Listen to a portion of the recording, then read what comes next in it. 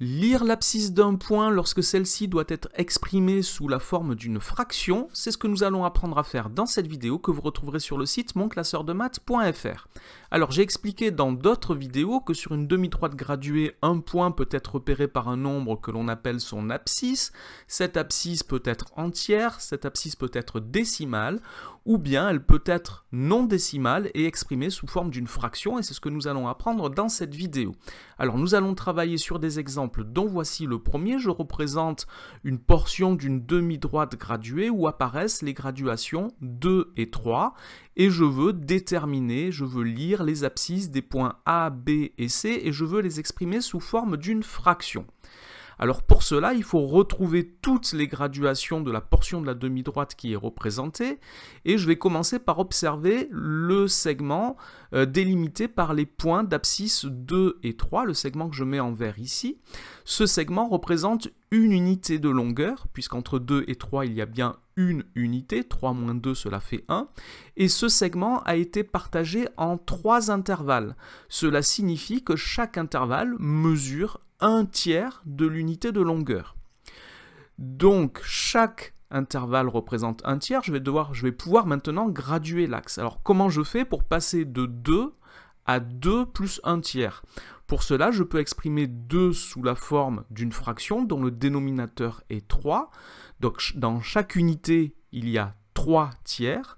Dans 2 unités, il y en a donc le double, il y a 6/3. Donc 2 est égal à 6/3. De la même façon, 3 fois 3, cela fait 9, donc 3 est égal à 9/3. Donc maintenant, il me suffit de compter les tiers. Donc à partir de 2, j'ai 6/3. Si j'ajoute un 1/3, ça m'en fera 7. Donc 2 plus 1/3, cela fait 7/3. J'ajoute un nouveau 1/3, cela m'en fait 8. J'en ajoute un autre, ça me fait 9/3, c'est-à-dire 3.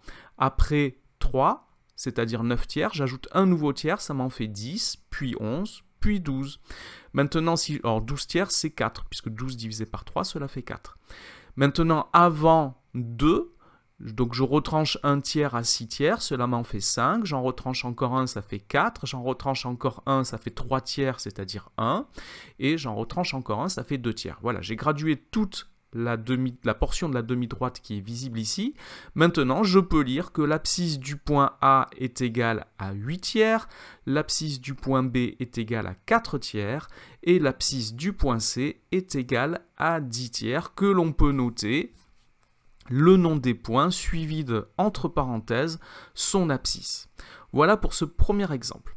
Deuxième exemple, toujours sur le même principe, j'ai une portion de demi-droite graduée sur laquelle apparaissent les graduations 5 et 6 et je veux retrouver les abscisses des points D, E et F, toujours sous forme d'une fraction. Alors si je regarde le segment délimité par les points d'abscisse 5 et 6, je vois ici qu'il y a une unité, entre 5 et 6, il y a toujours une unité, et que cette unité a été partagée en 7 intervalles. Donc chaque intervalle mesure 1/7 d'unité. Alors je fais comme tout à l'heure, pour pouvoir compter à partir de 5 le nombre de septièmes, je vais commencer par exprimer 5 sous la forme d'une fraction dont le dénominateur est 7. Donc dans chaque unité, il y a 7 septièmes. Dans 5 unités, il y en a 7 fois 5, c'est-à-dire 35 septièmes. Donc 5 est égal à 35 septièmes, et 6 fois 7, 42, donc 6 est égal à 42 septièmes.